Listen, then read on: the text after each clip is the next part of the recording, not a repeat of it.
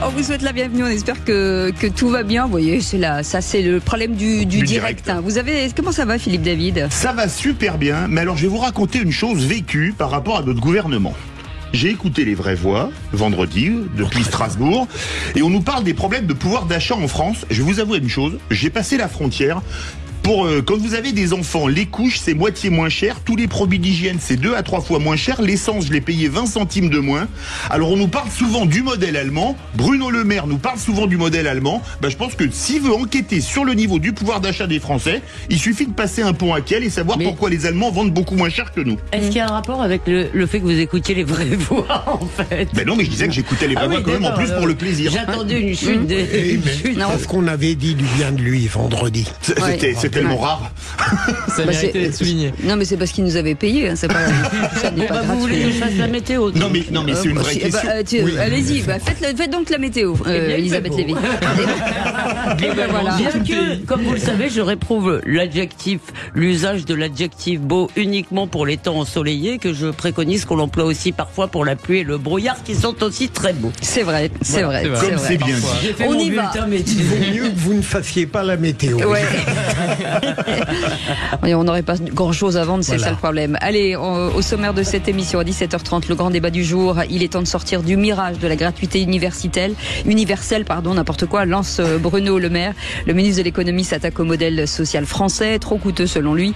Il propose d'en finir avec l'État-providence pour passer à un État protecteur, moins dépensier. Alors parlons vrai, pensez-vous que la France est trop généreuse par rapport aux autres pays ? Est-ce que vous vivez par exemple avec des aides sociales, le RSA, et vous avez l'impression qu'on vous stigmatise en vous accusant d'être des profiteurs ou des paresseux ? Est-ce qu'on a encore les moyens, d'ailleurs, vu l'état de la dette, on est devant le mur de la dette, de faire du social ? Et à cette question, faut-il en finir avec la France assistée ? Vous dites oui à 70%, vous voulez réagir ? Le 0826 300 300. Et notre expert pour en parler, Sylvain Bersinger, sera avec nous, chef économiste chez Asterès, qui est un cabinet de conseil dans le domaine économique. Et puis le coup de projecteur des Vraies Voix, 18h30, après Gérald Darmanin, après Édouard Philippe, après François Bayrou. L'ambition présidentielle gagne le ministre de l'économie et des finances, en poste depuis 6 ans. Bruno Le Maire ne cache plus ses intentions pour 2027, qu'il décrit comme un acte de foi envers la France dans son livre à sortir cette semaine. Alors, parlons vrai, trouvez-vous décent, vu les difficultés du pays, qu'on parle de la présidentielle 3 ans en avance ? Est-ce qu'à votre avis, il faut choisir la stratégie du lièvre ou de la tortue ? Est-ce qu'il faudrait, vraie question, revenir sur l'élection du président de la République au suffrage universel, qui n'existe que depuis 1965 ? Et à cette question, les politiques sont-ils obnubilés par la présidentielle ? Vous dites oui à 90%. Réagissez, Aude attend vos appels au 0826 300 300. Et on accueillera Nicolas Corato, président fondateur du think tank Place de la République. On vous souhaite la bienvenue, Les Vraies Voix, jusqu'à 19h. Les Vraies Voix Sud Radio. Avec un Philippe Bilger déjà sur son téléphone. Il commande son taxi pour rentrer à la maison. J'adressais un message à quelqu'un qui m'est cher. Ah bon, d'accord. Ah oui Quelle personne, oui. Financièrement, vous voulez dire ? Elle n'est pas loin de moi. Allez, Bruno Le Maire. Je l'aime beaucoup. J'aurai l'occasion d'en dire du bien. Mais c'est un peu en dessous de Gabriel Attal. C'est un peu en dessous, d'accord. Okay. Philippe Bilger n'appartient pas à cette génération débraillée qui pense qu'elle doit raconter sa vie partout. Cette génération débraillée, j'adore cette phrase. Elisabeth Lévy, vous l'avez entendu, directrice de la rédaction de Causeur. Vous avez l'air très en forme, ma chère Elisabeth. Oui, parce que j'ai décidé d'être placide face aux vicissitudes de la vie parisienne, et donc je n'ai même pas lâché un juron quand j'ai appris que mon RER était arrêté en race campagne, et je suis très satisfaite de ce nouveau moi. Elle a donc décidé. Que vous êtes traîné d'ailleurs. Elle a réussi à vous convertir, Elisabeth. S'il va tenir lors du jeu. Ouais, quelques doutes aussi, oui. Tom Conan est avec nous, auteur de Pollution publié chez Albin Michel, et aussi commentateur de l'actualité. Ça va, Tom ? Ça va très bien, vraiment reboosté à bloc. J'ai pas eu de problème de métro ni de RER, donc comme quoi. Parce que vous venez à pied, c'est pour ça ? Non, je viens en partie à pied, c'est vrai. Ouais, je descends. C'est sûr que quand on n'est vient à jamais pied, mieux servi par soi-même. on n'a pas besoin. C'est quand même plus pratique à Paris, c'est vrai. Ouais. Bon, écoutez. Mais j'en ai tellement soupé du RER quand j'étais plus jeune. Franchement, je peux mériter un petit peu de proximité aujourd'hui. J'en ai tellement soupé du RER. Ça, c'est une expression. C'est tellement bien dit. Qui date pas d'aujourd'hui. Allez, ce pour les numéro moins de téléphone. de 50 ans, c'est sûr que. Il en a 22, c'est ça qui est dingue. 0826 300 300, ce numéro que vous utilisez tous les jours, et on vous en remercie. Sandra est avec nous de Vendée. Bonsoir, Sandra. Bonsoir. Bonsoir Cécile, Philippe et tout le monde. Je suis très contente de passer un moment avec vous. Eh ben nous aussi, on est ravis de vous accueillir. Et vous allez nous parler quoi dans un instant? Alors là, moi, j'ai une question. La charge de la dette sera-t-elle bientôt le premier budget de l'État français? C'est une grande question. On n'est pas très loin, en tous les cas. C'est le deuxième. Alors. On en parle dans un instant. Tout de suite, le répondeur avec Diane. Oui, bonjour, Diane de Gradignan. Je voulais réagir aux propos de Madame Rousseau ce matin concernant CNews. Je regarde cette chaîne depuis peu et je trouve que c'est une des rares chaînes de télé à avoir une journaliste issue femme et issue de la minorité visible, Christine Kelly. Et je suis vraiment pas du tout d'accord avec ce qui se passe et ce que Madame Rousseau veut faire. Voilà, j'espère que l'émission de Christine Kelly sur CNews pourra continuer. Je vous remercie de m'avoir permis de m'exprimer. Au revoir. Merci beaucoup, Diane. Il n'y a pas de raison que Christine Kelly... mais parce qu'elle a raison, Diane, de s'en préoccuper, parce que on apprend que des gens que j'estimais, en tout cas, Glucksmann ne veut pas y aller sur CNews, Marie Toussaint, on le savait, ne veut pas y aller. Ils sont pour la démocratie européenne, mais ils la veulent pas en France. Non, non, mais ce qui est extraordinaire, mais j'en dirai un mot tout à l'heure, mais ce qui est extraordinaire, c'est qu'en fait, le rêve de ces gens-là est de vivre dans un monde où tout le monde pense la même chose qu'eux.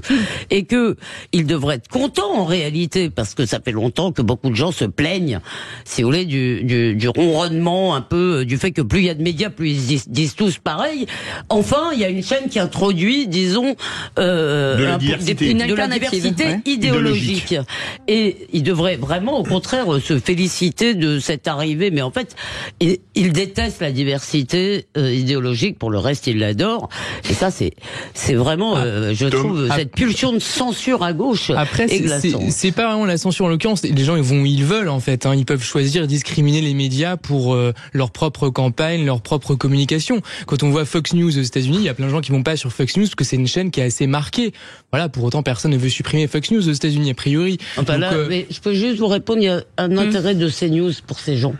Honnêtement, c'est qu'il y a une France, si vous voulez, qui regarde CNews. Bien sûr. À laquelle ils ne peuvent pas ne pas s'adresser. Enfin, c'est absurde. Après, c'est leur choix. Si après ils sont sanctionnés dans les urnes, ça sera tant pis pour eux, mais c'est leur choix et leur stratégie. Personne ne propose d'aller les voir avec une Kalachnikov pour les faire venir sur le plateau. Mais les gens, Sandra a fait le choix de vouloir parler, donc on va lui laisser. Bien sûr. Mais c'est une cause désespérée, de mon point de vue. Allez, Sandra, on vous écoute. Pardon, Sandra. Non, pas du tout, je vous en prie, c'était très intéressant. Alors, juste après l'éducation nationale et le budget de l'armée, on sait maintenant que c'est la charge de la dette avec ses plus de 52 milliards d'euros qui pèsent. On a un ministre de l'économie qui écrit, mais la question, c'est-il compté ?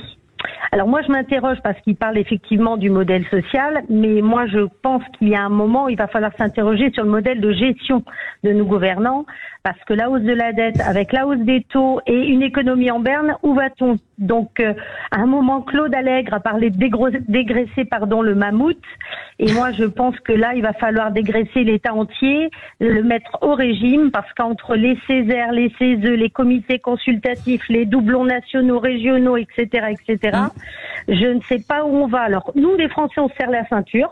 Et je pense que tout le monde peut comprendre qu'à un moment, c'est plus difficile. Par contre, il va falloir que l'État aussi se serre la ceinture. Sandra, présidente. Voilà. Vraie question. Tiens, elle parlait de tous les comités, Théodule. Je vais vous faire une comparaison. La France, entre les communes, les communautés de communes, les départements, les régions, l'État, l'Europe, ça fait 6 échelons administratifs. L'URSS, il n'y en avait que 4. La ville, l'oblast, la République et le Soviet suprême. Oui. Est-ce qu'il n'y a pas quelque chose de déconnant en France? En même temps, l'URSS, c'est le parti qui décidait de tout, pardon. Oui, mais il n'y avait que 4 échelons administratifs quand même, sur 22 millions et demi de kilomètres carrés. Éviter de se comparer à ces gens-là. Ouais, non, mais c'est quand même intéressant. Je ne félicite pas Sandra Sandra d'intervenir brillamment sur un sujet où je suis totalement incompétent, comme Cécile me le dit assez régulièrement. Elle n'est pas sympa avec vous. Non, je parle d'économie. Moi, je voudrais répondre quand même une chose à Sandra, vous avez raison, mais croire que ça vient juste que l'État se serrant la ceinture, ça suffirait, c'est absurde. C'est-à-dire que nous sommes aussi, nous les Français, drogués à la dépense publique. Alors évidemment, la contrepartie, si vous voulez, c'est qu'une grande partie de ce qu'on fait et de ce qu'on produit passe dans les tuyaux publics. Pardon, Cécile, j'anticipe trop sur le débat. Non, Après, ce qui s'est passé aussi, c'est la hausse des taux, évidemment. Sans la hausse des taux, ça aurait pu passer. Évidemment, ça passe plus parce qu'effectivement, les taux sont passés de taux négatifs ou de taux à 0 à 3 ou 4% en plus sur les longues périodes. C'est ça aussi qui change la donne. Mais sans les Allemands, ce serait pas passé, Tom. Et quand on arrête le dopage, c'est toujours difficile. Hein. Et les taux négatifs, c'était du dopage. Le contexte a beaucoup changé. En parlant de dopage, Philippe David, vous en prenez trop parce que vous parlez trop, en fait. Allez, vous restez avec nous, Sandra. On est ravis de vous accueillir. Vous êtes avec nous jusqu'au qui c'est qui l'a dit. Le temps pour vous de faire un petit récapitulatif de toutes les bêtises, les âneries et les drôleries qui ont été dites de nos politiques. Dans un instant, les 3 mots dans l'actu, ce sera avec Félix Mathieu. Et puis le réquisitoire du procureur. Le réquisitoire, Cécile, l'extrême gauche est paradoxalement protégée par ses outrances. Et on en parle dans un instant. On vous souhaite la bienvenue. C'est lundi, tout va bien. Les vraies voix Sud Radio, 17h-20h, Philippe David, Cécile de Ménibus.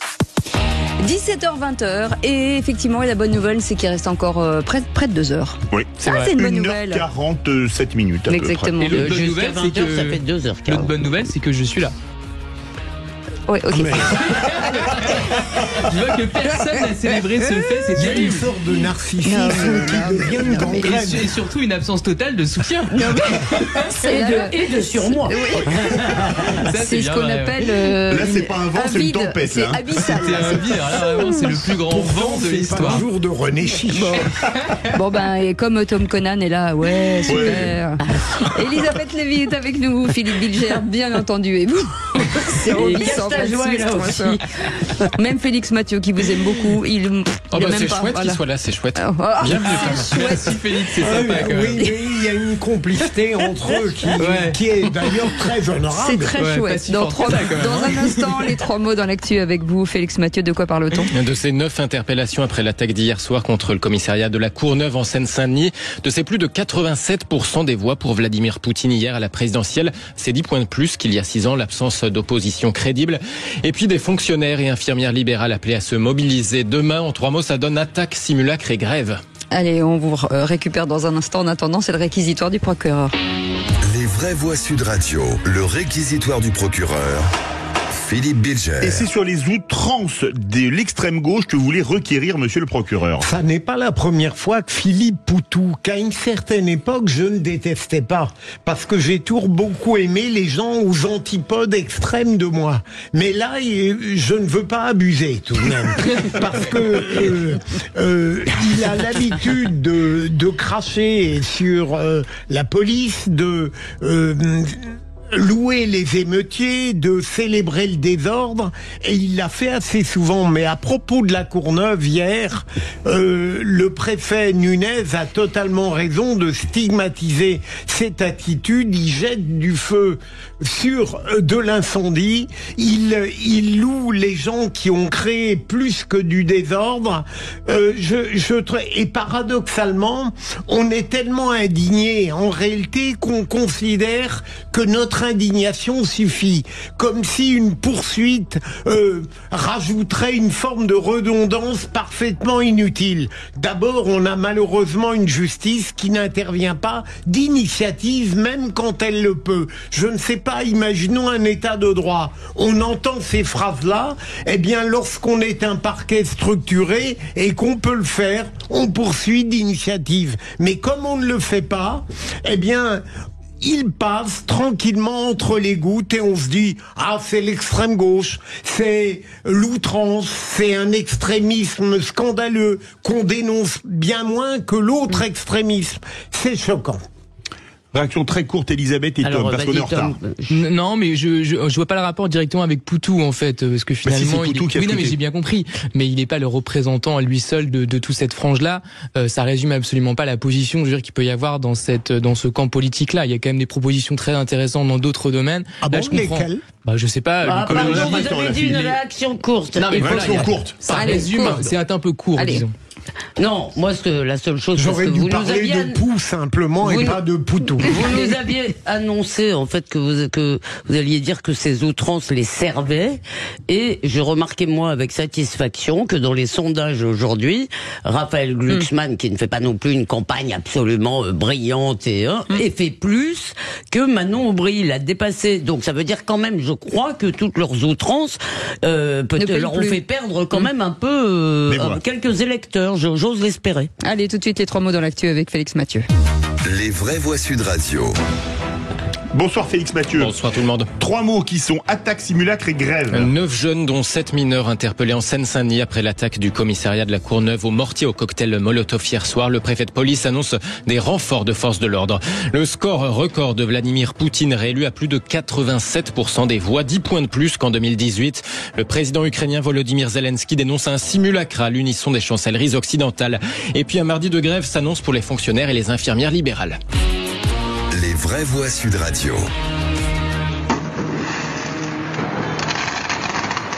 Une cinquantaine d'individus à l'assaut du commissariat de la Courneuve, des tirs de mortiers de feu d'artifice et des cocktails Molotov. Lina habite juste à côté du commissariat. Elle était partie manger chez des amis hier soir. Et au micro Sud Radio de Quentin Gérard, elle raconte son retour chez elle juste au moment des attaques. Je suis sortie, c'était le calme. En revenant, je vois que c'est la fête au village. Les poubelles brûlées, les éclats, les ceci, les jeunes qui couraient de partout. Il y a même des jeunes, ils m'ont demandé est-ce qu'on peut venir chez vous. Je dis non, jamais, c'est pas possible, allez-y chez vous. Parce que vous êtes du coin, ils ont dit non, on n'est pas du coin. Mais bon, on va pas s'y mettre à les contrôler, ils sont devenus voyous. Il y a pas de la délinquance, le commissariat est juste à côté. Donc ils peuvent pas les surveiller sans arrêt. Pour le moment, 9 personnes ont été interpellées, 7 mineurs et 2 jeunes majeurs. Le préfet de police de Paris, Laurent Nunez, annonce un renfort de forces de l'ordre auprès de ce commissariat. Évidemment, nous allons sécuriser le commissariat de la Courneuve, la ville de la Courneuve dans les heures et les jours qui viennent. D'ores et déjà, d'ailleurs, un escadron de gendarmerie mobile est présent sur la commune. Puis, il sera relevé par 2 unités mobiles des compagnies républicaines de sécurité. Un très gros dispositif sur la Courneuve. Hier soir, force est restée à la loi. Nous avons été très réactifs et nous avons su juguler très rapidement cette attaque contre le commissariat de la Courneuve. Évidemment, nous allons poursuivre la sécurisation dans les heures et les jours qui viennent avec la même fermeté. Laurent Nunez le confirme aussi, les émeutiers agissaient en réaction à la mort d'un jeune homme à Aubervilliers lors d'une course-poursuite avec la police il y a 4 jours. Il rappelle d'ailleurs que les agents ont pour consigne d'engager de telles courses-poursuites à partir du moment où il y a refus d'obtempérer.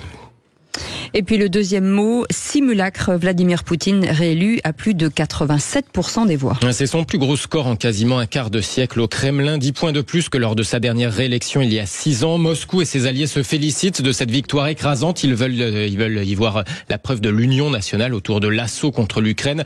Mais à l'image d'une majorité de pays, notamment occidentaux, le président ukrainien Volodymyr Zelensky voit surtout un simulacre de démocratie, tous les opposants crédibles ayant été soit empêchés de se présenter, soit même tués. Ces jours-ci, le dictateur russe organise un simulacre d'élection. Il est clair pour tout le monde que ce personnage, comme cela s'est si souvent produit dans l'histoire, est tout simplement ivre du pouvoir et fait tout ce qu'il peut pour régner éternellement. Il commettra tous les malheurs nécessaires pour prolonger son pouvoir personnel et personne dans le monde n'est à l'abri de ça. Je remercie tous les États, tous les dirigeants et toutes les organisations internationales qui ont appelé et continueront d'appeler les choses par leur nom. Le président Volodymyr Zelensky, le président ukrainien, avec Gabriel Rivalscampagne pour la traduction. Troisième mot, grève pour les fonctionnaires, mais aussi pour les infirmières libérales. CGT, CFDT notamment appellent le gouvernement à ouvrir des négociations immédiates à la veille d'une grève pour la rémunération des fonctionnaires. 5 700 000 agents publics appelés à se mobiliser ce mardi. Selon les 2 centrales syndicales, le pouvoir d'achat dans la fonction publique s'érode de 10%, notamment des fonctionnaires gagnant moins de 1508 € par mois se sont vus rattrapés par l'inflation, disent-elles. Autre mobilisation, donc celle des infirmières libérales qui réclament la reconnaissance de la pénibilité de leur métier, la possibilité aussi de partir en retraite à 60 ou 62 ans. Merci beaucoup Félix Mathieu. Allez, on revient dans quelques instants avec le grand débat du jour. Le ministre de l'économie et des finances plaide pour la fin de l'État-providence dans un nouveau livre, La Voix française. Avec cette question du jour, Philippe. Oui, cette question. Faut-il en finir avec la France assistée, chose à laquelle vous dites oui à 70%. Alors parlons vrai, est-ce que pour vous la France est trop généreuse par rapport à d'autres pays? Est-ce que vous avez l'impression qu'on stigmatise un peu ceux qui vivent des aides, la situation économique n'étant pas si facile que ça? Est-ce qu'on a encore les moyens de faire trop de social quand il y a une dette abyssale comme on l'a aujourd'hui? Vous voulez réagir? Aude attend vos appels au 0826 300 300. Et on en parle avec Sylvain Bersinger qui est avec nous, chef économiste chez Asterès. Bonsoir, merci d'être avec nous. Est-ce que la solidarité nationale doit-elle devenir un privilège plutôt qu'un droit aujourd'hui? Alors c'est peut-être plus une question pour un philosophe qu'un économiste, mais je dirais que c'est plutôt un droit à mon avis. On en parle dans un instant. 0826 300 300. Les vraies voix Sud Radio, 17h-20h, Philippe David, Cécile de Ménibus. Avec un Philippe David frais comme un gardon. Ça va, Philippe David? Ça va très bien, mais vous êtes en pleine forme aussi. Oui, ça va. Enfin, oui, très bien. Avec. Il faut supporter Philippe, en fait. C'est surtout ça. Hein. Non, ça y est, je m'y fais. On s'y fait maintenant. C'est vrai. Ouais. Et peut-être même quand maintenant qu'il est pas là, il nous manque. Mais c'est harmonieux parce que vous êtes tous les deux en bleu ciel. Oui, c'est vrai, on est en bleu et bleu. Oui, c'est pas vrai, mal. Hein. Harmonieux. Oui, c'est harmonieux. Pas dit ça de nous deux. Il parlait de votre coupe de cheveux. Oui. C'est rien ne va en fait. Tom Conan est avec nous, Elisabeth Lévy et Philippe Bilger, bien entendu. Et tout de suite, le grand débat du jour. Les vraies voix Sud Radio, le grand débat du jour.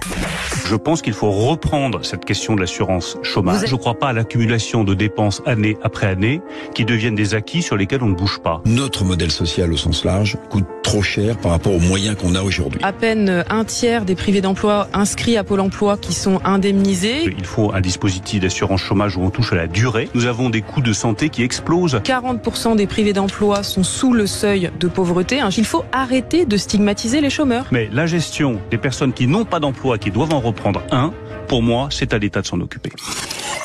Il est temps de sortir du mirage de la gratuité universelle, lance Bruno Le Maire. Le ministre de l'économie s'attaque au modèle français, trop coûteux selon lui. Il propose d'en finir avec l'État-providence pour passer à un État protecteur, moins dépensier. Alors, parlons vrai. Pensez-vous que la France est trop généreuse par rapport aux autres pays? Avez-vous l'impression que toucher des aides ne fait pas de vous des paresseux ou des profiteurs comme certains le disent? Enfin, est-ce qu'on a encore les moyens de faire du social vu l'état abyssal de la dette française? Et à cette question, faut-il en finir avec la France assistée? Vous dites oui à 66%. Vous voulez réagir? Aude attend vos appels au 0826 300 300. Alors on a demandé son avis à un spécialiste. Sylvain Bersinger est avec nous. Ah oui, je croyais que c'était moi. Chef économiste chez Asterès. Et alors que vous avez... Bonsoir, merci d'être avec nous. Bonsoir. Vous avez la parole, Philippe Bilger. Et vous n'allez pas la rater, celle-là. Non, mais alors, je crains d'être soumis à un contrôle très vigilant. Mais sérieusement, à partir de l'entretien qu'a donné Bruno Le Maire au JDD, j'aime beaucoup les deux phrases que vous avez citées, Cécile. Il faut remplacer l'État-providence par l'État protecteur et je suis contre la gratuité universelle. Une fois que j'ai dit cela, je n'oserais pas m'aventurer plus profond dans l'analyse technique, mais j'ai senti au fond comme une contradiction dans l'entretien toujours intelligent tout de même qu'a donné Bruno Le Maire. On sent que d'une part, c'est un projet pour 2027.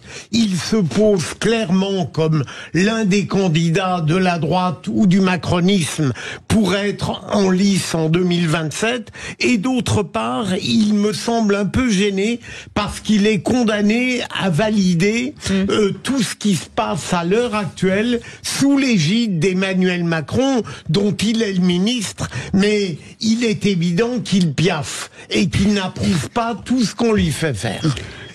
D'abord, ce matin, Pascal Praud a conclu la présidente quand il a introduit ce sujet en disant on aurait vraiment dû le nommer ministre, ce type.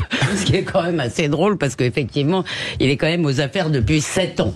Bon, mais c'est pas le plus mauvais. Hein. J'ai pas dit que c'était le plus mauvais, je dis juste qu'il découvre ce qu'il faut faire. Alors, plusieurs choses, il dit de l'État-providence à l'État-protecteur. Moi, j'aimerais bien qu'on passe à l'État. Vous êtes des adultes, alors débrouillez-vous un peu.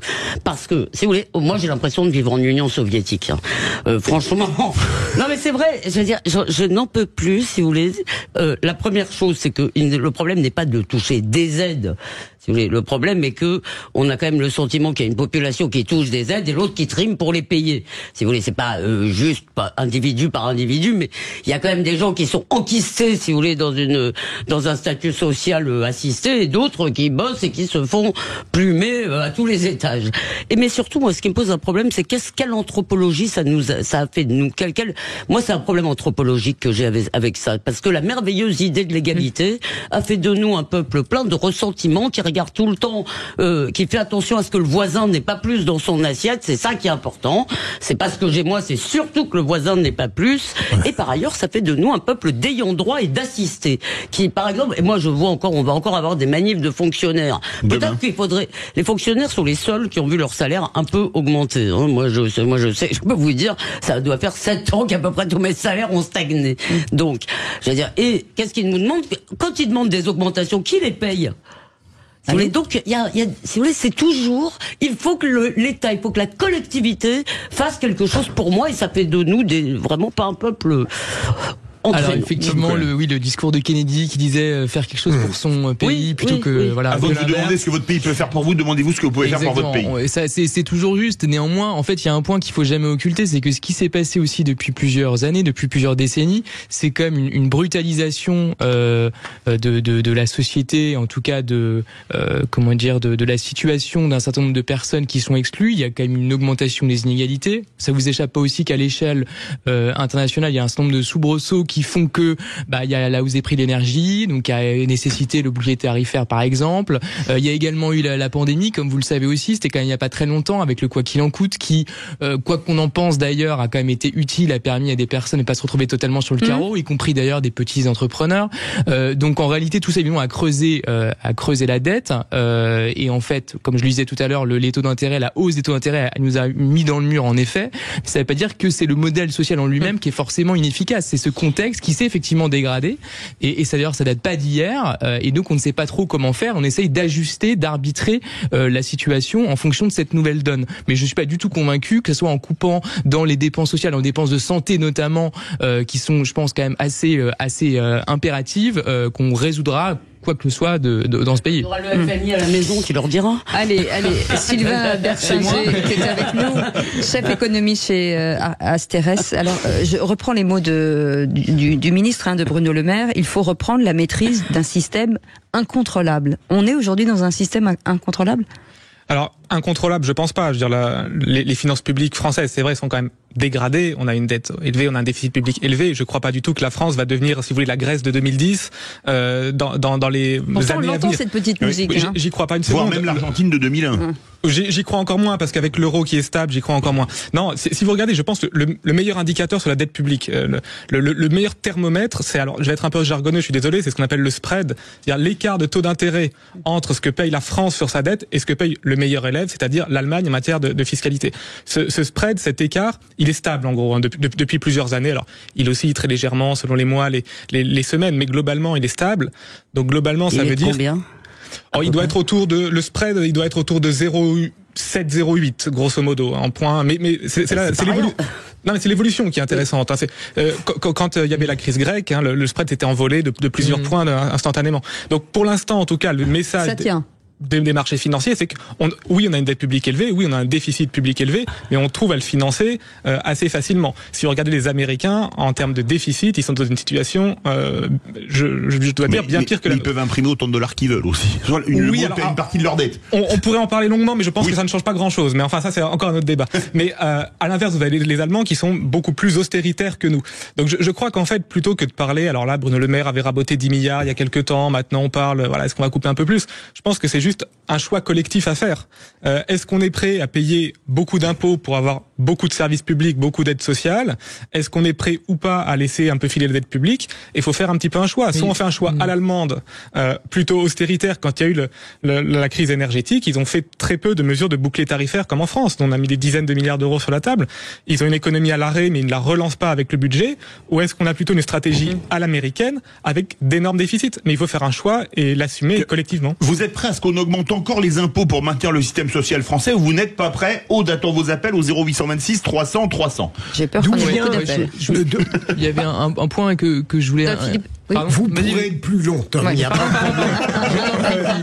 problème. Non, comment expliquez-vous, et peut-être que ça n'est pas votre domaine absolu de compétence, que les Français ont l'impression qu'ils payent beaucoup d'impôts, mais que les services publics ne marchent pas tout de même? D'où vient cette impression, à votre avis, ou peut-être cette réalité? C'est plutôt une réalité qu'une impression, à mon avis. Hein. Oui, mais vous êtes toujours un peu péremptoire, mon cher. Je pense que c'est très difficile de vous répondre précisément, parce que l'impression, comme vous le dites, on n'a pas de chiffres précis pour l'estimer. Non, je pense que c'est vrai, il y a un sujet de productivité, le mot est peut-être un peu brutal, mais de productivité de la sphère publique, c'est-à-dire quelle est l'efficacité de l'État et des collectivités locales pour rendre des services publics. Moi, je pense qu'il y a sur ce sujet-là un point qui est peut-être pas assez abordé, c'est le vieillissement démographique. Mécaniquement, si on compare la France d'aujourd'hui et la France qu'on aura dans 20 ans, mais c'est vrai de la France, c'est vrai de tous les pays qui nous entourent, hein, et la France de 2000 ou même des années 80, la structure démographique n'est pas du tout la même. Quand vous avez une population qui vieillit, les charges sur les retraites, sur la santé augmentent, avec une population en âge de travailler qui relativement diminue. Donc je pense aussi qu'il peut y avoir cette frustration qui est je paye beaucoup et j'ai moins, mais ça ne veut pas forcément dire que le gouvernement y est pour quelque chose, c'est peut-être aussi un déformement de la démographie. Et je pense que ça, on n'en parle peut-être pas assez. J'ai l'impression que vous m'avez fait une réponse strictement personnelle. Mais en fait, moi, la question que je me pose, et j'ai pas vraiment de réponse, est-ce que ça serait pas pire s'il y avait moins de dépenses publiques, et notamment de dépenses sociales? Parce que le modèle économique français repose aussi, la croissance, lorsqu'elle existe, et elle est souvent évidemment très faible dans ce pays, elle repose quand même beaucoup sur la consommation. Or, celle-ci est quand même stimulée par, notamment, effectivement, un certain nombre d'aides sociales, y compris les gens, par exemple, qui ont les APL, hein, c'est pas forcément les minima sociaux, hein, c'est des gens, qui ont ce supplément, qui leur permet d'augmenter leur revenu disponible brut, si je me rappelle bien l'expression. Donc tout ça, évidemment, concourt à stimuler à la marge, en tout cas, le budget des ménages. Idem pour le bouclier tarifaire dont on a parlé. Et donc, ça permet également à la France de ne pas avoir de récession. Par exemple, il me semble que le gouverneur de la Banque centrale, il y a quelques jours, d'ailleurs, a dit qu'on avait évité la récession. Est-ce que ce fait-là, qui est quand même plutôt une bonne nouvelle, il me semble, c'est pas aussi le fait de dépenses publiques assez importantes, notamment de dépenses sociales, qui permettent effectivement à la France de ne pas sombrer totalement? Non, mais c'est un vrai sujet, mais après la question c'est comment vous financez ces dépenses. Si vous les financez par l'impôt, en fait vous donnez d'une main ce que vous avez pris de l'autre. Si vous le financez par la dette publique, ce qui est plutôt le choix qui est fait depuis quelques années, mais c'était même le cas avant Macron, c'était le cas déjà Hollande, Sarkozy, Chirac, enfin c'est pas nouveau. Et donc dans ce cas-là, il faut aussi accepter un déficit public plus élevé et donc des charges d'intérêt sur la dette publique plus élevées demain. Donc je pense que il faut mettre dans la balance les. Le problème n'est pas d'accepter quand il y a une crise, quand il y a un déficit public plus élevé, ce qui aurait dû être le cas. Effectivement, ça paraît assez légitime. Le problème, c'est que c'est effectivement un système de fonctionnement. Et pardon, je dois être bête, mais j'ai beaucoup de mal à comprendre comment on peut prétendre être souverain quand on consomme beaucoup plus que ce qu'on produit, quand par ailleurs un certain nombre de productions industrielles n'existent plus dans notre pays, donc nous font dépendre d'un certain nombre de pays. Et je constate que personne ne m'a répondu sur le fait qu'en plus, si vous voulez, ça crée malgré tout, je trouve, si vous voulez, finalement, ce qui est supposé montrer, on appelle ça la solidarité nationale, montre plutôt aujourd'hui les fractures. Vous avez des classes moyennes, en gros, qui sont juste au-dessus des aides, si vous voulez, juste au-dessus des seuils pour avoir des aides, qui triment, qui payent des impôts, qui payent des charges sociales, qui se font cavaler derrière par l'URSSAF et qui n'ont droit à rien. Et si vous voulez, et qui sont juste au-dessus. Mais si vous voulez, personne ne me répond sur la question simplement anthropologique, sur le rapport au travail, sur le rapport à qu'est-ce qu'on fait, qu'est-ce qui sort aujourd'hui des usines françaises, si vous voulez, qui nous permettent d'être fiers. Pardon, mais je trouve que c'est quand même une question. Vrai sujet. On part au 0826 300 300. Bonsoir Sandra. Rebonsoir Sandra. Rebonsoir. Rebonsoir. Alors qu'est-ce que vous en pensez, vous? On peut encore le subventionner, le modèle social français, ou faut le réformer du sol au plafond? Eh bien, en fait, c'est toujours ça le problème pour moi. J'ai toujours l'impression qu'il faut des positions radicales. C'est toujours, en fait, moi, je pense que la vérité, elle est entre les deux. C'est-à-dire qu'il y a certainement, mais ça, c'est sûr, des choses à réformer, et que peut-être que pour y arriver, il y a un accompagnement, c'est-à-dire le radical. On va pas changer les choses en 2 ans, on va pas résorber la dette en 2 ou 3 ans. Il faut un temps, voilà, mais il faut des gens qui ont des projets sur du long terme et pas de l'idée d'être réélu. Bruno Le Maire, il est en train de présenter un truc. À l'époque, quand il était LR, il flinguait Fillon qui disait exactement la même chose. Donc il y a un moment, faut être cohérent. C'est-à-dire que peut-être que Fillon il a eu les problèmes qu'il a eu, ok, mais en attendant, ce qu'il disait, c'était peut-être vrai au moment même où il disait. Donc et c'était bien avant le Covid, hein, bien sûr, mais excusez-moi Sandra, pour rebondir, il avait dit en 2017, Fillon, 2007, ça fait 17 ans, je suis à la tête d'un État en faillite. C'est exactement ce que dit Sandra. 17 ans pour faire faillite, il racontait n'importe quoi ou on est dans une faillite décalée? C'est too big to fail. Non, je pense que la France n'est pas en faillite. Il faut pas. Il y a un sujet sur les finances publiques et la dette publique, c'est évident, mais je pense qu'il faut pas non plus tomber dans une sorte de dramatisation. Je crois pas du tout à un scénario à la grecque où l'État français ne pourrait plus financer sa dette. Ça me semble. Alors peut-être dans 10 ou 20 ans, si la situation se détériore encore longuement. Mais encore une fois, quand vous êtes un État qui va faire faillite, vos taux sur votre dette s'envolent littéralement. Mais vous avez raison, mais vous le prenez au sens technique. Mais en fait, si vous voulez, tout ça dépend du fait. Pourquoi nous avons accepté, à part parce que nous sommes un peu idiots, de détruire EDF pour faire plaisir aux Allemands? Parce que, si vous voulez, c'est précis. Nous dépendons d'eux, notamment à cause de cette affaire de dette. Si vous voulez, on peut pas se permettre de leur dire, parce que en fait, nous dites c'est l'euro. Bah oui, donc si vous voulez, ça dépend quand même. Ça veut dire qu'on n'est pas complètement souverain. Pardon, non, il faut me répondre. Il faut laisser monsieur me répondre. Si vous voulez, non, je pense que le niveau de dette publique actuellement ne fait pas qu'on est dans la main des Allemands, si vous voulez. Le budget, il est voté au Parlement et c'est pas le Bundestag ou la Scholz qui dit il faut faire ceci plutôt que cela. Alors eux, ils sont austéritaires, donc ils disent il faut faire de l'austérité, mais ils disent toujours ça, ils ont toujours dit ça, c'est leur ADN. Donc oui, la dette publique française est élevée, oui, une part est détenue par des étrangers, mais je crois pas du tout le côté perte de souveraineté de la France. Aucun État ne dicte la politique budgétaire à Bruno Le Maire ou aux députés. Donc voilà, mais c'est quoi la bonne formule là? Si on vous demandait votre avis en disant c'est quoi pour l'avenir, qu'est-ce qu'il faut faire? Alors si j'avais une baguette magique, voilà. Je pense vraiment que c'est à mon avis c'est vraiment un choix collectif qu'il faut faire. J'ai pas la réponse là, mais voilà, est-ce qu'on accepte, comme le disait monsieur, par exemple, de financer de la consommation, alors peut-être en faisant un peu plus de dette, donc en prenant le risque dans peut-être 10-20 ans, effectivement, on soit dans une situation plus périlleuse sur les finances publiques, ou est-ce qu'on accepte une situation à l'allemande, hein, les Allemands, ils sont en récession, ils sont à 0% de croissance à peu près, et ils continuent à réduire leur déficit, et ils se serrent la ceinture. Le pouvoir d'achat en Allemagne, il a plus souffert de la crise énergétique qu'en France. Alors que l'Allemagne produit encore beaucoup et un excédent commercial énorme. Oui, alors c'est encore un autre problème. Il me semble aussi que quand même l'autre problème, c'est la question innovation, parce que l'innovation, c'est quand même aussi les emplois de demain, c'est la richesse de demain, et moi ça m'a toujours quand même frappé de me dire que dans un pays comme la France, même dans une zone comme l'Europe, la plupart par exemple des grands acteurs du numérique n'étaient pas européens, je parle même pas français mais européens. Que vous preniez la musique, que vous preniez les réseaux sociaux, que vous preniez les moteurs de recherche, que vous preniez les constructeurs de téléphones portables, de tablettes, etc. Il y a très peu de fleurons européens. Ouais. Quand vous prenez par exemple il y a quelques Michel jours, c'est ça, c'est pas tout à fait ce à quoi je pensais. Mais quand vous prenez même par exemple il y a quelques jours, je voulais même en parler à Sud Radio la dernière fois que je suis venu, il y a eu un rapport de la directrice notamment de l'école normale supérieure qui a été remise sur l'intelligence artificielle, où il était mis en avant le fait qu'il n'y avait pas suffisamment d'investissement dans ce domaine et qu'on allait être largué. Mais il n'y a pas de précisez-vous. Vous avez raison. Il faudrait quand les Chinois mettent des centaines de milliards sur la table, nous on n'a pas. Non, on n'a pas les sous. On n'a pas les milliards. Merci beaucoup Sylvain Bersinger d'avoir été avec nous, chef économiste chez Asterès. On viendra vous voir puisqu'on a deux, trois trucs à vous demander pour l'avenir, pour 2027. Vous reviendrez nous voir. Sandra, vous restez avec nous? Vous étiez où, Sandra? Je vais pas partir avant la fin. Ah bah non. Mais surtout avant le grand moment, mais monsieur aussi. Sandra, c'est pas ça que veut dire. C'est je vais pas partir avant d'avoir gagné. C'est ça que veut dire. Vraiment, elle doit être très bonne. Sandra, elle n'a pas l'air de la dernière pluie. Elle vous craint, Philippe Bilger. Elle a dit je vous crains. Moi, je triche, Sandra. Donc, donc vous avez raison de le craindre. Allez, à tout de suite. Voix Sud Radio, 17h-20h, Philippe David, Cécile de Ménibus. On est bien à la maison Sud Radio, on est ravis de vous accueillir. 0826 300 300 avec Philippe David, on est ensemble jusqu'à 19h. Philippe Bilger est avec nous, Elisabeth Lévy bien entendu, et avec Tom Conan. Ouais, il y a Tom Conan. Merci Cécile, c'est sympa. Avec Sandra qui est avec nous. Ça va Sandra ?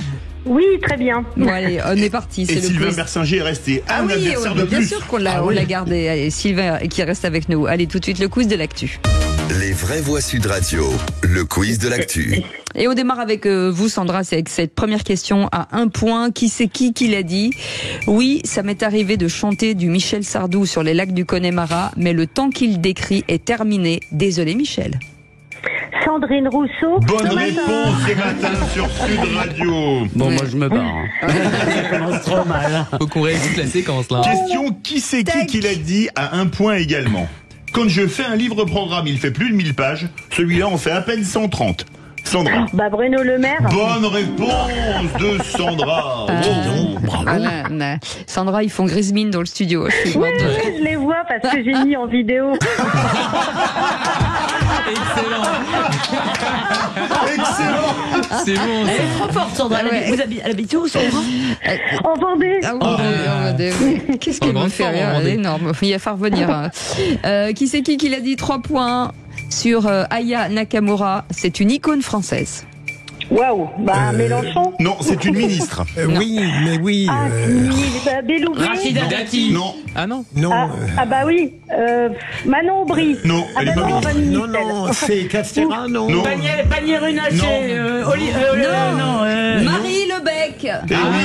Oui, voilà. Personne n'a eu la réponse. Ministre délégué. Bilger va essayer d'avoir le point. Non, ça, je vais vous dire qu'il l'aura pas. J'ai failli. Attendez. Je n'ai rien avec vous. Pour ceux qui ne la connaissent pas, Marie Lebec est ministre déléguée auprès du Premier ministre chargé des relations avec le Parlement. Un autre qui c'est qui l'a dit. Même vous ne la connaissiez pas. Hein. Un autre qui c'est qui l'a dit à 3 points, Sandra. Qui c'est qui l'a dit ? Je serai le premier dans un goulag si Marine Le Pen est élue. Mélenchon du coup. Non. Attal. Non. Non. C'est le même bord que Attal. Il est ancien ministre. Oui, bonne réponse, Olivier Véran. 3 points. Elle est très douée. Ah non, mais elle est énorme, j'adore moi. J'adore. On est humiliés, Cécile. Comme ce sont pas les autres qui gagnent, c'est bien. Qui c'est qui l'a dit 2 points. Sciences Po Paris est devenue une ZAD islamo-gauchiste. Zemmour. Bonne réponse. Là, on est la sur tête qu'ils font. un autre Là, on niveau, est sur du lourd. Qu'est-ce que vous avez fait durant le week-end ? On va se faire virer. Qui c'est qui l'a dit à 2 points, Sandra, sur Bruno Le Maire ? C'est un peu Robin des Bois à l'envers. Ce n'est pas un homme politique ou une femme politique. Ah ouais.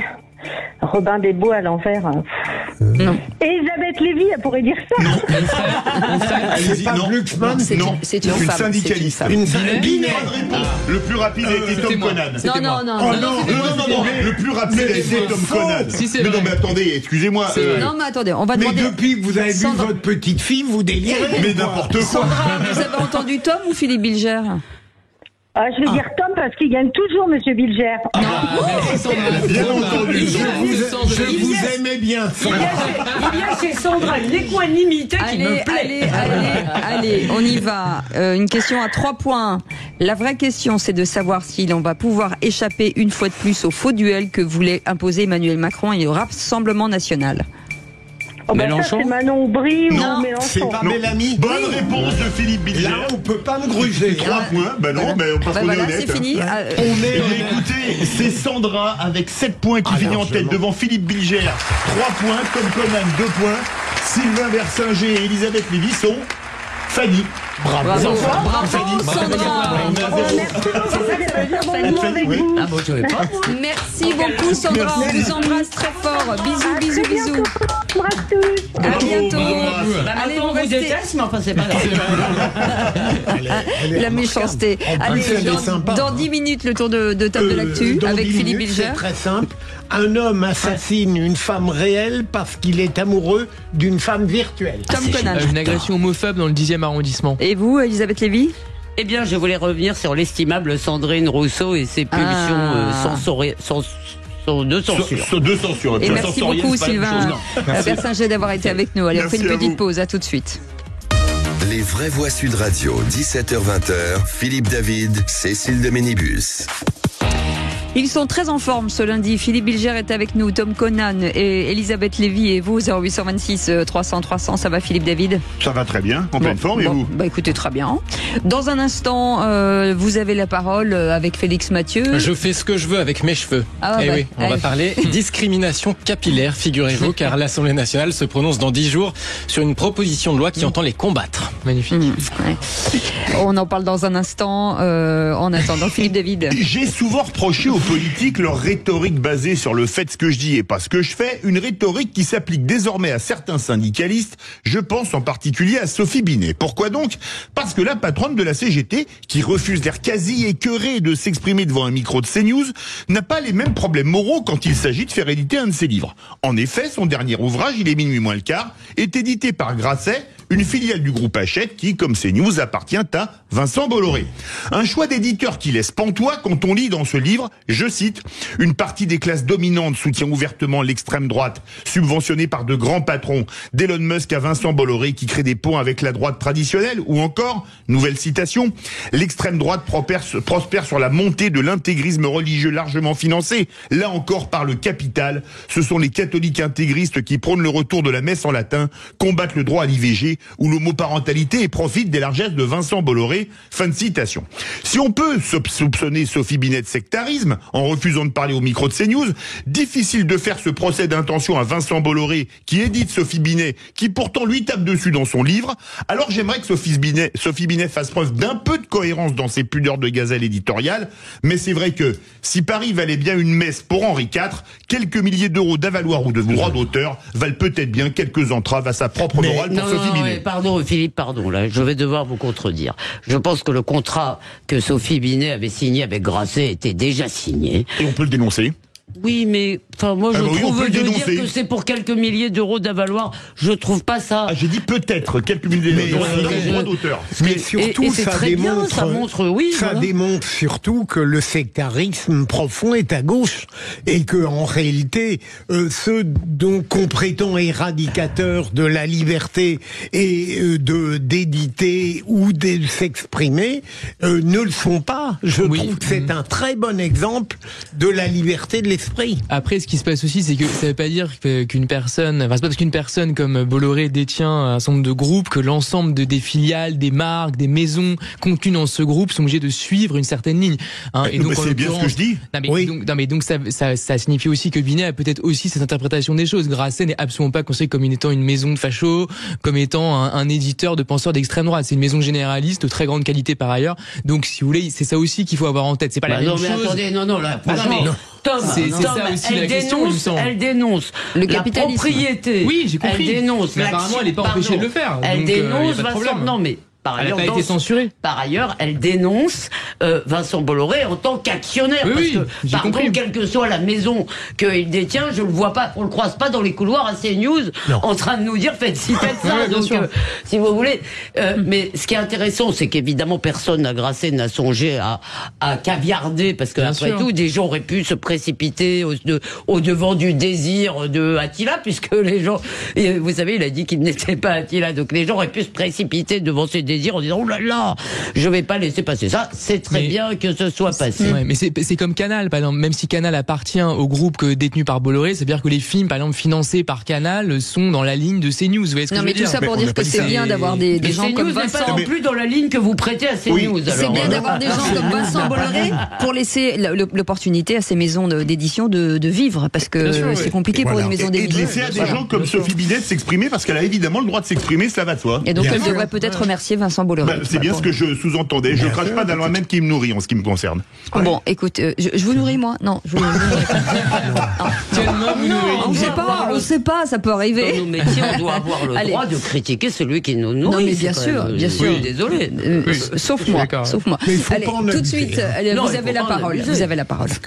Avec Félix Mathieu. Ce sera intéressant. Allez, Félix Mathieu. On va parler discrimination capillaire avec une proposition de loi qui m'a rappelé cette ancienne pub des années 90. Je fais ce que je veux. avec mes cheveux. Je fais ce que je veux avec mes cheveux. L'Assemblée nationale va se prononcer dans une dizaine de jours sur ce texte qui ajouterait à la liste des discriminations passibles de sanctions pénales pour les employeurs celle relative à la coupe, la longueur, la texture des cheveux. Le but, par exemple, eh bien, c'est que les employeurs ne puissent plus obliger leurs salariés à se défriser les cheveux ou à dissimuler leur coupe afro.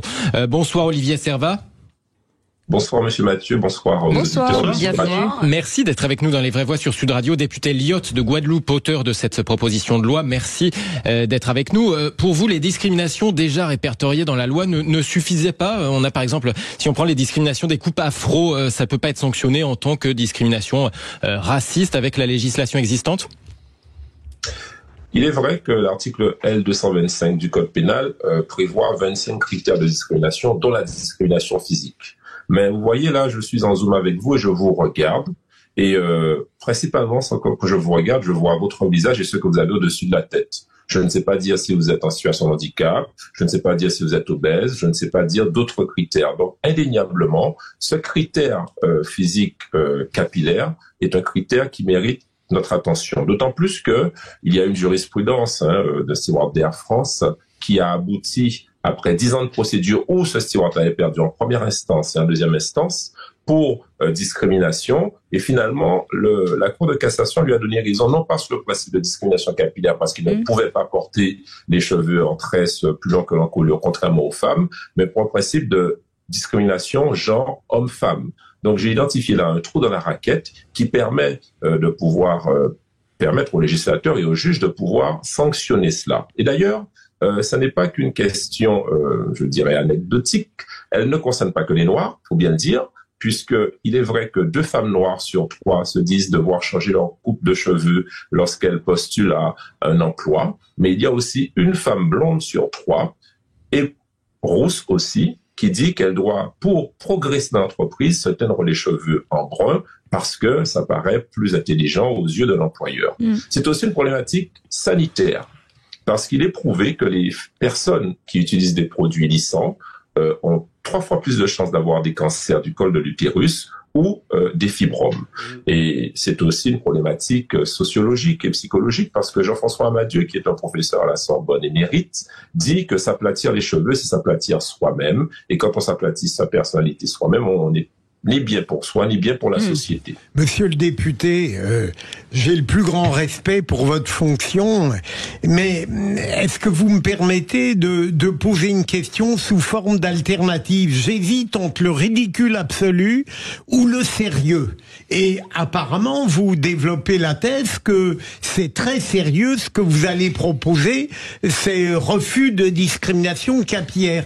Est-ce que ça ne montre pas tout de même que notre monde est tombé dans une forme de culte du dérisoire?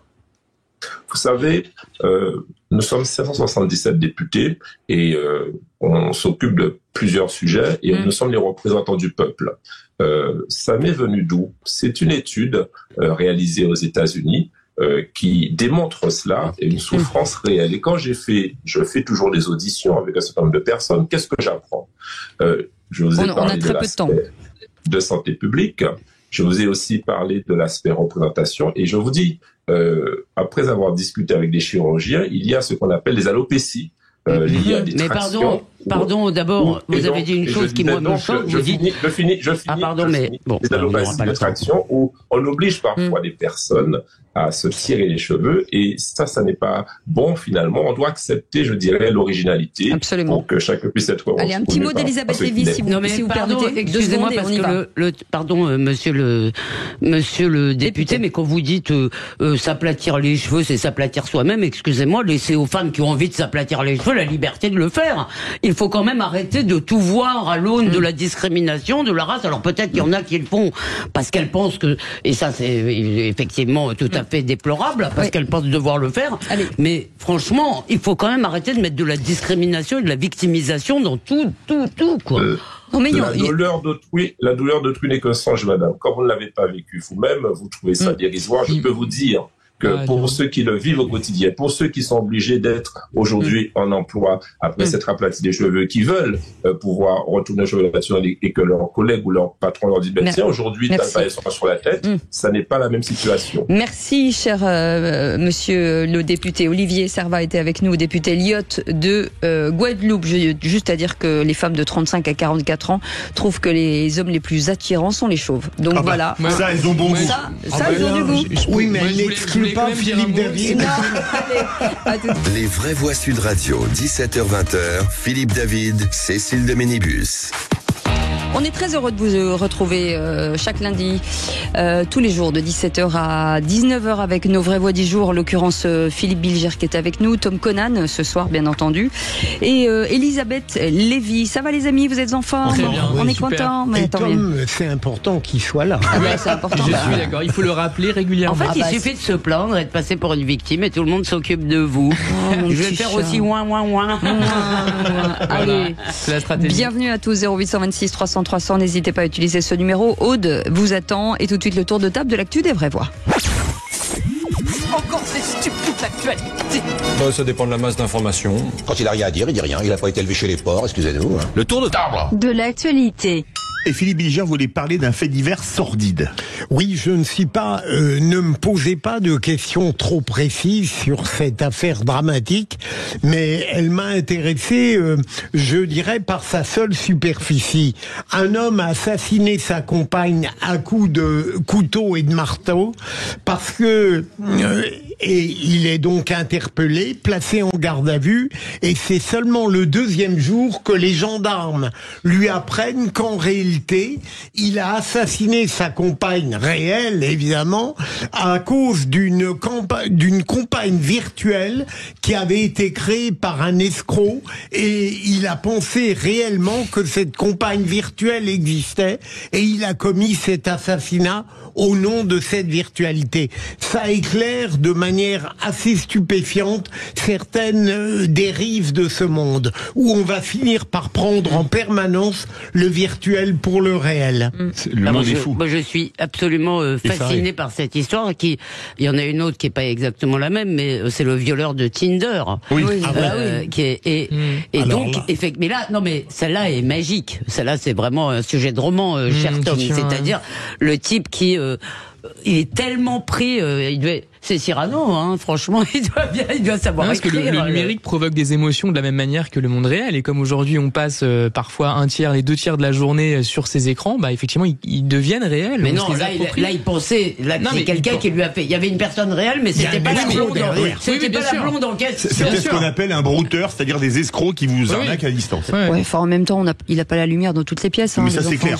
Enfin, je veux pas dire de. Je ne sais jamais, Cécile. Moi, j'ai connu des gens très intelligents qui se sont fait flouer d'une manière incroyable. Mais de là à tuer quelqu'un, ils vont rendre compte. Le passage à l'acte, quand même. Effectivement. C'est terrible. Quelqu'un qui pourrait virtuellement présenter quelqu'un de plus remarquable que Philippe David, c'est pas concevable. C'est pas possible. C'est d'ailleurs pour ça que maintenant il signe Philippe David, tous ces gars. C'est ça. Cette attaque homophobe avec votre sujet, Tom Conan. Oui, alors et c'était vendredi dernier, en effet, j'ai trouvé ça assez terrifiant. Ça a été relaté dans les médias. Donc un homme qui a été victime d'une agression donc dans un bar dans le 10e arrondissement. On ne sait pas exactement quel bar, mais en tout cas ça a bien eu lieu dans cet endroit-là. Donc effectivement la personne discutait avec des amis à l'intérieur du bar et évoquait une relation homosexuelle donc avec une autre personne. Et ça a été entendu par des consommateurs de ce bar. Il a essayé d'avoir pris un verre au visage, puis après une bouteille. Alors j'ai pas compris si c'était le contenu ou la bouteille elle-même qui lui a été lancée au visage. Ensuite la personne s'est entre guillemets soumise et partie à quitter donc l'établissement pour se mettre à l'abri, en sécurité. Et les personnes, donc il y a eu un groupe de personnes ont suivi l'individu et ensuite l'ont tabassé, ont enlevé son pantalon et l'ont filmé, puis ont diffusé la chose sur les réseaux sociaux. Donc ça va quand même assez loin. Donc il y a une enquête qui a été ouverte. Donc évidemment des choses comme ça malheureusement arrivent assez souvent. Mais là les faits sont particulièrement terrifiants pour mériter d'être mentionnés. Et ce que je voudrais dire par ailleurs, c'est que bon, évidemment, si c'était le seul événement de ce type-là, on pourrait éventuellement baisser la garde, mais c'est vraiment pas le cas. En 2022, donc par exemple, sur les 8 premiers mois de l'année, donc selon les dernières statistiques disponibles, donc Paris enregistrait le plus grand nombre de plaintes au sein de la zone de la préfecture de police, avec 279 faits dénoncés, contre 199 en 2021 sur la même période, donc ça fait une augmentation de 40%. Bon, au-delà de ces chiffres, voilà, c'est quelque chose qui est assez considérable. On parle souvent des féminicides, on en a parlé même tout à l'heure avec Philippe. Les attaques homophobes, elles ne tuent pas toujours, mais par contre, elles font beaucoup de dégâts. Cette personne, au-delà du fait qu'elle va être traumatisée, a été également dévoilée sur les réseaux sociaux, sa vie privée, voilà, dans un état dégradant, c'est terrible. D'abord, c'est évidemment terrible. C'est en plus vraiment le récit est glaçant. Moi, je voudrais quand même dire, j'ai le sentiment, si vous voulez, on est quand même dans un pays où le Premier ministre est ouvertement homosexuel, si vous voulez, sans que ça pose l'ombre d'un problème à qui que ce soit. Absolument. Donc j'ai quand même l'impression que globalement, on a fait en 20 ans, on va dans les campagnes, vous avez les deux boulangers, ou même dans un petit bled de campagne, si vous voulez. Donc au contraire, je pense que la tolérance a beaucoup augmenté. En revanche, il reste un secteur, si vous voulez, et vraiment l'homosexualité, c'était déjà le cas, ils en parlaient beaucoup dans les territoires perdus de la République, dans une partie de la communauté musulmane, l'homosexualité est très violemment. Si là, c'est pas le cas spécialement. Je sais pas si c'est le cas, je vous dis. Je pense pas du tout. J'ai pas du tout dit. Je vous ai dit. Je vous ai pas parlé. Je vous parle pas de ce cas. Je vous dis là où il reste de l'homophobie structurelle. C'est-à-dire, et d'ailleurs, on a eu plein de témoignages de jeunes homosexuels des cités, si vous voulez, qui disent vivre un enfer. Si vous voulez, vous comprenez bien que dans une culture méditerranéenne un peu macho, si vous voulez, c'est plus difficile pour un père de dire, d'accepter ouvertement que son fils, etc., etc. Ça vous a pas échappé. C'est pas ce que je dis, n'est pas une affreuse. Il y aurait quelque chose de très intéressant si on avait le temps. Je crois qu'une forme d'homosexualité est acceptée précisément quand dans le couple il y a quelqu'un de beau.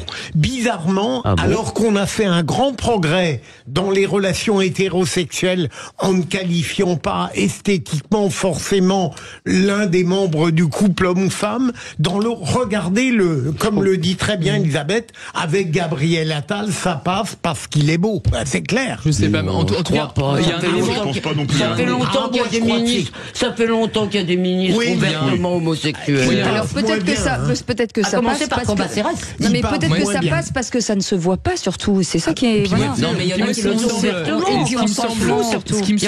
ouvertement. Ce qui me semble aussi intéressant, c'est que en fait, il y a des gens qui peuvent tolérer l'homosexualité, mais tolérer, c'est pas aimer. Mais en réalité, il faudrait aller un cran au-dessus, pas seulement tolérer, mais vraiment respecter, c'est-à-dire considérer que l'autre est un égal. C'est même pas tolérer ou aimer ou pas aimer. C'est pas aimer. Ce qui se passe actuellement, c'est qu'il peut y avoir une indifférence, mais il faut aller un peu plus loin que l'indifférence, il me semble, traiter l'autre comme un égal, donc traiter les homosexuels comme des égaux. Mais c'est pas un autre, enfin. Pour la plupart des gens. Mais non, pour la plupart. Oui, mais pour la plupart des gens, si vous voulez, c'est tellement. Pour la plupart des gens, il n'y a pas une sorte d'altérité fondamentale, comme le dit Cécile. Je veux dire, on le sait pas forcément, et il n'y a pas une altérité. Moi, je peux vous dire que certains accoutrements aujourd'hui, y compris en plein Paris, entraînent la moquerie. Mais dans certains bars, je peux vous le dire. Mais dans certains bars, il y a une femme. Tous les week-ends, moi, j'assiste à ça avec des amis parce qu'ils sont habillés d'une certaine manière. Parce qu'ils ont un peu de maquillage. Enfin, ça va, moi je me moque des fringues de Philippe David. Les femmes sont pas vraiment les bienvenues. Mais oui, c'est pas un problème. Regardez à quel point dans la critique artistique, l'homosexuel a droit de citer. Il faut qu'il y ait un homosexuel dans une pièce de théâtre ou un film, et c'est magique. Donc ils ont des avantages. Ah bon, d'accord. Ok. Peut-être. Il y a peut-être des. Lisez Libération. Je sais pas si on a vraiment beaucoup d'avantages, mais il y a aussi quelques inconvénients. Non, mais en tout cas, ce qui se passe dans la chambre des uns et des autres. Mais là, c'est pas dans la chambre, c'est dans l'espace public. Oui, là, c'est dans l'espace public. En tout cas, pas ici. Ce dont je parlais. Oui, mais là, ce que vous nous avez dit est atroce. Ici, Tom, pas de désavantage. Vous êtes magnifié. Allez, on y va, les amis. On fait une petite pause. On revient dans un instant. On est très en retard. À tout de suite. Les vraies voix Sud Radio, 17h-20h. Philippe David, Cécile de Ménibus. Et très bien entouré avec le Magic Tom Conan. Avec Philippe Bilger et Elisabeth Lévy. On est ensemble avec Philippe David jusqu'à 19h. Elisabeth Lévy, votre tour de table de l'actu. Vous voulez revenir sur les propos de Sandrine Rousseau. D'abord, écoutez, c'est toujours drôle.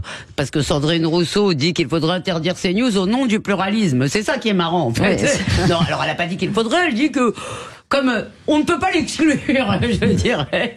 Donc, ce que je trouve assez rigolo et ce qui est vraiment bon, ça nous dit évidemment quelque chose du débat public. Mais alors, je crois la veille ou le même jour peut-être, Raphaël Glucksmann avait lui dit qu'il ne se rendrait pas à CNews. Et alors, ce qui est marrant, c'est la réaction. Alors bon, comme l'a dit Tom, ils ont le droit de pas aller à CNews, mais c'est quand même compliqué de lui reprocher son absence de pluralisme. Et surtout, en réalité, c'est comme les gens qui nous disent, et nous, ça nous pénalise plus que CNews, je peux vous dire, c'est comme les gens qui disent Causeur, c'est un journal de facho. Un jour, j'ai appelé une consoeur au Parisien qui écrivait journal d'extrême droite. Je l'appelle, j'ai dit, ah bon, et vous l'avez lu quand? Non, oui, c'est vrai, ça peut... Elle l'avait jamais lu. Donc, si vous voulez, et ce qui est extraordinaire, c'est que tous ces gens qui disent que CNews, c'est une télé de facho, ils doivent tous pouvoir citer, en gros, un truc, un jour, qu'ils ont vu, un jour pendant 3 secondes. Donc, et ils se demandent jamais la raison du succès. Mais ce qui est marrant, c'est Monsieur Bataillon. En tout cas, ça fait de la pub. Quand Glucksmann a dit, Raphaël Glucksmann a dit qu'il ne voulait pas aller à CNews, alors Monsieur Bataillon, qui expliquait la semaine dernière, pendant la commission, que c'était pas du tout une décision contre CNews et que c'était tout à fait pour le pluralisme et dans les médias et que c'était une fake news de considérer que c'était une décision contre CNews, a tweeté, voilà. Boycotter ce débat revient à pousser l'Arcom à retenir un régime dérogatoire pour CNews qui se retrouve empêché de respecter les règles du pluralisme. Bref, on marche sur la tête. Donc, qu'est-ce que ça veut dire? Ça veut dire que ce qui l'ennuie dans le forfait de Monsieur Glucksmann, c'est que du coup, il prive ainsi l'Arcom d'un moyen de censurer CNews. Alors ça, je trouve ça extraordinaire comme défense du pluralisme. Il faudrait que Glucksmann y aille parce que... Non mais... Enfin bon, si vous voulez, cette attaque contre CNews est assez consternante, d'autant plus qu'elle est partie de journalistes. Et elle pose, au-delà de CNews, une question qui est intéressante que je livre à mes camarades. Est-ce qu'il y a une bonne solution pour la régulation ? Vrai sujet. Je pense qu'en tout cas c'est une mauvaise guerre effectivement de s'attaquer aux médias, même aux médias d'opinion. Ça correspond pas, on en a déjà parlé ici, à la culture politique française effectivement d'avoir des médias d'opinion de ce type-là. Et je pense qu'effectivement c'est aussi pour ça que ça crée autant d'émules. Mais pourtant voilà, c'est pas une bonne guerre de vouloir s'attaquer à des médias quelle que soit leur orientation. C'est très bien qu'il y ait des médias de différentes couleurs politiques si j'ose dire, à condition, et là quand même l'Arcom a effectivement un rôle pour moi essentiel, de faire en sorte que chacun effectivement ait la sensation que la pluralité soit respectée, que chacun puisse quand même s'exprimer parce qu'ils ont une audience importante, une influence sur l'opinion publique et dans des périodes y compris d'élections, une influence sur les votes. Donc c'est pas non plus anodin comme question. Philippe Bilger. Moi, si j'avais le pouvoir, j'adorerais qu'il y ait à CNews, en dehors de l'incarnation de la philosophie conservatrice de Bolloré, il a tout à fait le droit de la diffuser. J'aimerais 1000 fois plus dialoguer avec des gens de gauche à CNews qu'avec la droite. Rien n'est plus ennuyeux que de dialoguer avec des gens qui pensent à peu près comme vous. C'est pénible. Ouais, enfin, ce que je constate... Non, j'ai plus le temps. Voilà. Et merci beaucoup, Elisabeth Lévy. Allez, dans un instant, le coup de projecteur des vraies voix. On va en parler dans quelques instants après Édouard Philippe ou en tout cas Gérald Darmanin. C'est peut-être le grand retour, finalement, d'ambition présidentielle avec Bruno Le Maire. Oui, alors parlons vrai. Trouvez-vous décent, vu les difficultés du pays, qu'on parle déjà de la présidentielle 3 ans avant? Est-ce qu'à votre avis, il faut choisir la stratégie du lièvre ou de la tortue pour faire du La Fontaine? Est-ce qu'il faudrait, pourquoi pas, revenir sur l'élection du président de la République au suffrage universel, qui ne date que de 1965?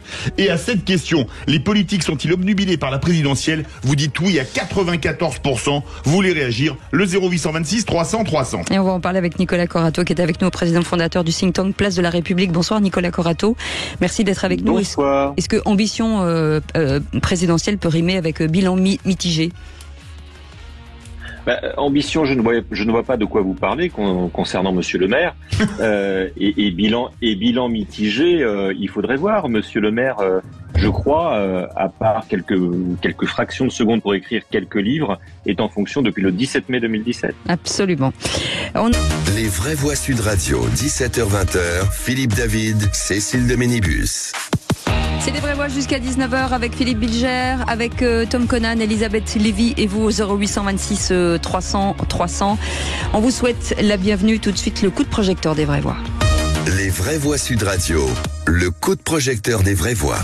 Non, c'est pas une élection européenne, c'est le premier tour de l'élection présidentielle de 2027. Une fois les JO et les élections européennes passées, plus rien ne retiendra les prétendants à l'Elysée. Hier, il fait une interview très longue dans le JDD où il dit qu'il n'est pas candidat, mais en fait, il est candidat. En tant que femme politique de gauche, eh bien, je veux qu'il y ait un travail en commun pour 2027. Bruno Le Maire, dans son interview, il joue la rupture du début à la fin. Darmanin va faire pareil, et Gabriel Attal fera pareil.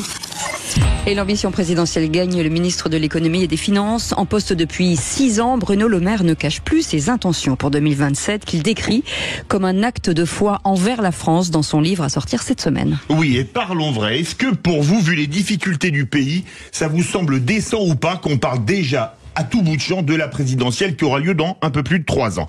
Est-ce qu'à votre avis, c'est une mauvaise stratégie de partir trop tôt? Certains s'y sont cassés les dents. Est-ce qu'il faudrait revenir sur l'élection du président de la République au suffrage universel? Et à cette question, les politiques sont-ils obnubilés par la présidentielle? Vous dites oui à 94%. Quand même. Aude attend vos appels au 0826, un score poutinien. Au 0826 300 300. Nicolas Corato est avec nous, président fondateur du think tank Place de la République. Merci d'être avec nous, Nicolas Corato, d'avoir accepté notre invitation. Philippe Bilger. D'abord, je ne récuserai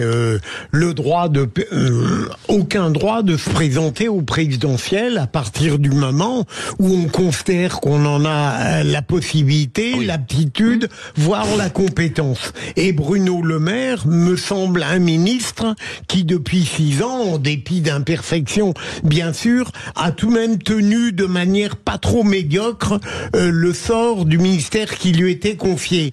Mais pour répondre très directement à la question de Sud Radio, on en parle bien sûr largement avant l'heure, tout simplement parce qu'on sait qu'Emmanuel Macron ne se représentera pas et que d'autre part, bien sûr, il y a des concurrents qui sont déjà déclarés. Et pour la question en disant est-ce qu'il faudrait revenir sur l'élection au suffrage universel, je dirais surtout pas, parce que peut-être naïf, je suis tout de même persuadé que demain, une autre personnalité politique, Emmanuel Macron, saisi par une sorte de moralité politique, pourrait donner à la Constitution de la 5e une traduction plus acceptable pour la démocratie sans qu'on soit obligé de tomber dans la 6e à laquelle aspire Jean-Luc Mélenchon, dont peut-être, et c'est un bonheur de dialoguer avec un homme de gauche, je l'ai dit tout à l'heure. C'est vrai. Elisabeth, comment vous le savez, vous avez des fiches. Oui. Il suffit de l'entendre. Elisabeth Lévy. Alors, puisque Sophie Binet peut critiquer Vincent Bolloré dans son livre, j'ai le droit à une petite critique sur votre question. Parce que, si vous voulez, est-ce que vous trouvez décent que non, ça c'est moi qui l'ai affirmé, décent. C'est pas la question, c'était mon affirmation. Bon, je posais la question. C'était une critique de votre affirmation. Ah bah allez-y. Voilà. Si vous voulez, je trouve toujours un peu démagogique qu'on aille chercher les gens en leur disant c'est indécent avec tous les problèmes de la France.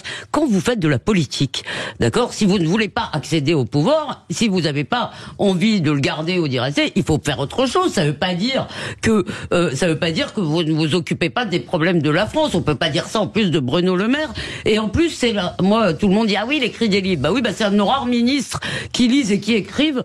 On va pas s'en plaindre. Donc le problème, c'est que vous l'avez dit, je crois que je sais plus qui l'a dit, quelqu'un l'a dit, c'est qu'on est en fin de règne et c'est moi évidemment. Voilà, évidemment, c'est la fin de règne avec ce truc que Emmanuel Macron peut pas se représenter. Donc évidemment, ils sont tous en train de se tenir par la barbichette pour essayer de se filer des crocs en jambes. Mais bon, la politique, c'est ça, c'est aussi ces affaires-là. Faut arrêter, si vous voulez, d'opposer la grande grande politique et la volonté d'avoir le pouvoir. Je pense que le problème, c'est pas du tout que les gens soient omnibulés par la présidentielle. Le problème, c'est que les gens sont obsédés par la question de la conquête. Vous savez, il y a quelques années, il y avait un film qui s'appelait La Conquête, justement, avec Denis Podalides, qui jouait magistralement, voilà, le rôle de Nicolas Sarkozy. Et ça mettait vraiment en exergue le fait que, alors Sarkozy ou d'autres, après lui ou avant lui, sont effectivement obsédés par l'idée de la conquête. Donc comment est-ce qu'on arrive au pouvoir, en l'occurrence au sommet de l'État en étant président de la République,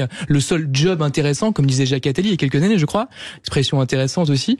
Et en fait, c'est ça le cœur du problème. Ça intéresse évidemment beaucoup les politiques, et je le conçois, d'accéder au pouvoir, mais ça les intéresse pas vraiment de gouverner, de mettre en place les réformes, parce qu'il y a vraiment, on met les mains dans le cambouis et ça devient un peu moins ragoûtant, un peu moins sexy, et après on s'écroule dans les sondages. C'est ce qui se passe actuellement, et comme ça s'est toujours passé depuis des décennies. Nicolas Corato, est-ce que, je vais défendre ma crèmerie pour répondre à Elisabeth Lévy quand même, est-ce que le problème c'est pas l'élection du président de la République au suffrage universel, qui est une quasi-exception française? Je dirais que vos auditeurs ont raison, ce n'est pas un problème, c'est notre solution. En tout cas, c'est celle qu'on s'est choisie. Oui. On a choisi des institutions qui tournent toutes entières autour de la figure politique et institutionnelle du président de la République. Faut pas s'étonner que les hommes politiques ne soient intéressés non pas que par ça, mais principalement par ça lorsqu'ils ont des ambitions nationales. Il n'y a pas d'autre mandat dans notre pays aussi important, aussi central que celui du président de la République. Donc, vous le disiez, il y a deux solutions. Soit on change de régime, ou soit on accepte de vivre avec ces institutions. Et à ce moment-là, il faut accepter le jeu politique qui consiste à ce que cette fonction attire ceux qui veulent véritablement prédestiner aux plus hautes fonctions dans notre beau pays de France. Et il n'y a pas 36 solutions. Tout tourne autour du président de la République. Est-ce que vous pensez, comme on le dit parfois, qu'il faut être un peu fou pour vouloir se faire président? Alors, vous avez raison, c'est une vraie question. Cette fonction hypertrophique pose quand même une question sur la capacité, voire même la capacité, tous les sens du terme, de celui qui s'y présente. Elle a été faite sur mesure pour le général de Gaulle, qui avait certainement la carrure pour l'endosser. Je ne sais pas si ceux qui ont suivi avaient cette même capacité, ou en tout cas cette même capacité d'endurance. C'est une responsabilité immense, et on voit très bien que chacun des présidents de la République a eu du mal avec le costume. Peut-être que celui qui va finir son deuxième quinquennat aujourd'hui va enfin montrer, au fur et à mesure que le temps passe, qu'il a trouvé sa taille, sa mesure. Mais c'est très très compliqué. Moi, je pense que ce mandat, dont vous avez raison de rappeler qu'il est unique au monde, n'est pas fait pour tout le monde, et je me demande bien s'il est bien fait pour quelqu'un. Vous pensez que ça va être très long, 3 ans, à ne parler que de la présidentielle ou pas? Mais qui en parle? Appelez-nous au 0826 300 300. Nicolas, je voudrais vous questionner sur quelque chose qui me paraît central dans la déception du citoyen. C'est l'articulation entre les campagnes, parfois remarquables, et l'exercice du mandat. Est-ce que vous ne croyez pas que, compte tenu de la manière traditionnelle dont s'accomplissent les campagnes, avec une floraison de promesses et d'engagements, ensuite l'affrontement avec le réel, que la déception est inévitable, presque inéluctable? Est-ce qu'il ne faudrait pas rêver, peut-être naïvement, d'un monde politique où les campagnes promettraient infiniment moins que le bilan d'après tiendra? Je veux dire par là que, au fond, qu'on ne reproche pas une personnalité politique de ne pas savoir mettre en œuvre dans la rectitude absolue un engagement, mais qu'on tienne compte de sa capacité d'action face au réel dont il a la charge. Pardon pour cette question trop longue.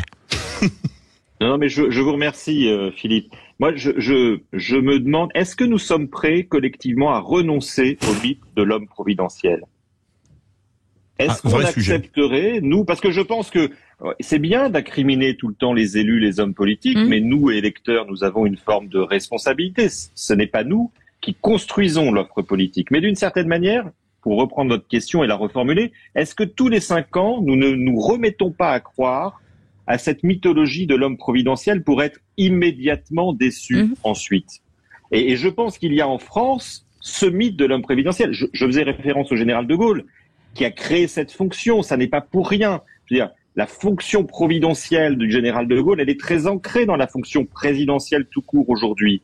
Et effectivement, tant que le peuple français continuera à croire qu'un seul homme, même investi de tous ces pouvoirs-là, peut arriver au bout de ses problèmes quotidiens et de ses problèmes structurels, je pense que nous aurons un souci et que nous ne cesserons pas d'être déçus, quels que soient les candidats, quels que soient ceux qui exerceront le mandat. Moi, il me semble que effectivement cette fonction aujourd'hui, elle est archaïque. Elle était effectivement à la mesure de président comme général de Gaulle, peut-être même après comme Pompidou, voire peut-être comme VGE et Mitterrand encore, parce que l'époque était différente. Aujourd'hui, il y a un vrai comment dire écart entre effectivement ce mythe dont Nicolas Corato parlait très bien à l'instant et la réalité de l'exercice du pouvoir.